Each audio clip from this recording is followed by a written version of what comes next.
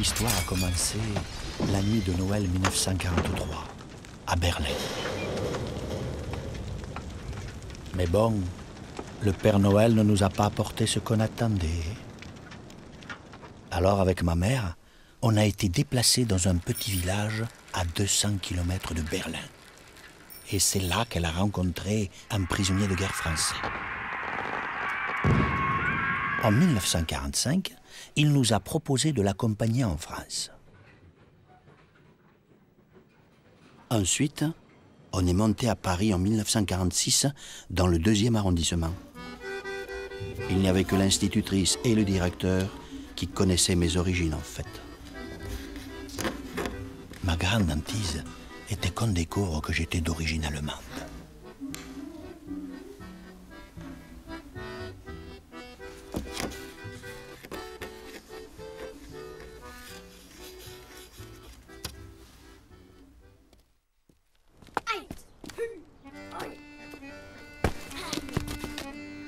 Quand je suis arrivé en France, je ne parlais pas un mot de français.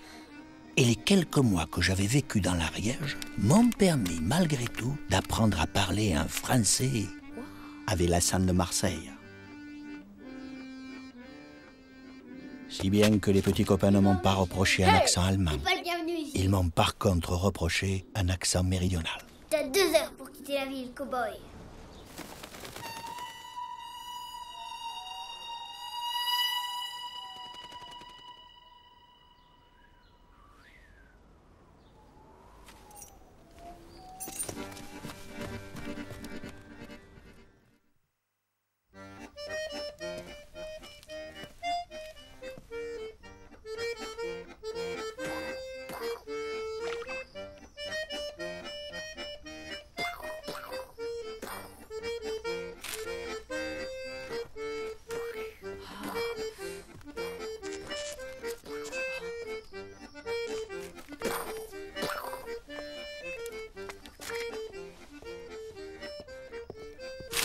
Nous habitions rue de Palestro, dans le 2e arrondissement. Quartier très réputé pour la frivolité. Au numéro 33, c'était l'hôtel des Arts et Métiers. Nous habitions au 5e étage et souvent je rencontrais les mêmes dames, mais toujours avec des messieurs différents. Ça m'a mis la puce à l'oreille. J'ai posé une fois la question à ma mère. Mais enfin, ces dames que nous connaissons, qui nous disent bonjour, elles montent, elles descendent, et qu'est-ce qu'elles font là? Elles font quoi? Alors elle m'a dit, chut, mais écoute Bernard, elles font du marché noir, ces dames. Ah, et qu'est-ce qu'elles vendent? La marchandise est dans les armoires. Je me suis contenté de cette réponse, mais pas longtemps malgré tout.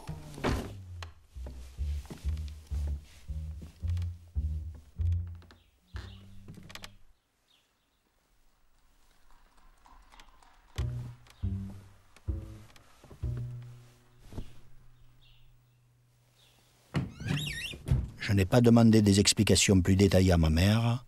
J'avais quand même compris. Question mentalité, tu sais, j'ai des principes. C'est pour ça qu'avec moi, il faut travailler correct. Comme ça, tout ira bien. Baiser, monsieur bien joli, mais faut baiser moderne. Y a que moi qui ai pigé ça sur la place de Paris.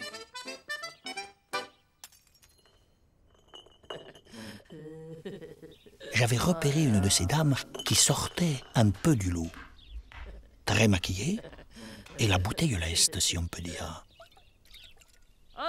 C'était une grande femme d'un certain âge. Je dirais maintenant de la quarantaine, 45 ans, mais elle me paraissait déjà très vieille. Dans le milieu, on l'appelait De Gaulle. C'est certainement à cause des chansons patriotiques qu'elle criait en faisant le geste de la victoire que le rapprochement a dû se faire.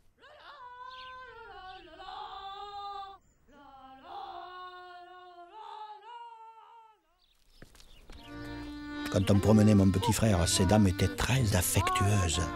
Elles regardaient ce petit bébé, elles étaient très gentilles. Toujours un petit cadeau. Mais des fois, il fallait vite le lâcher, le cadeau. Parce qu'on entendait arriver une sirène. C'était un certain signal. Alors toutes ces femmes se sauvant comme une volée de moineaux, un panier à salade s'arrête, le grand, le bleu, 5 ou 6 flics avec les pèlerines sur le dos, à courir après ces dames. Laisse-la tranquille, je te dis. Alors on entendait ces filles crier, la grande, la de Gaulle, « Foutez-moi la paix !» Les autres criaient un peu moins, mais elle... Foutez-moi la paix. Lâchez-moi.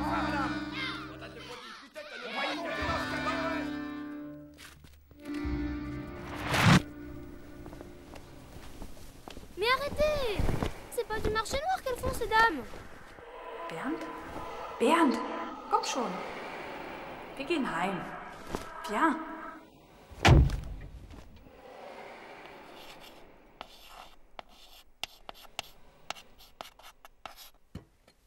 Bernd, komm schon. Wir gehen heim. On y va maintenant. Oui, maman. La vie m'a ramené dernièrement dans ce quartier. Je revoyais dans mon souvenir l'image de la de Gaulle. J'avais l'impression qu'elle était encore là, comme moi qui suis là, avec mon accent français. Mais du Midi.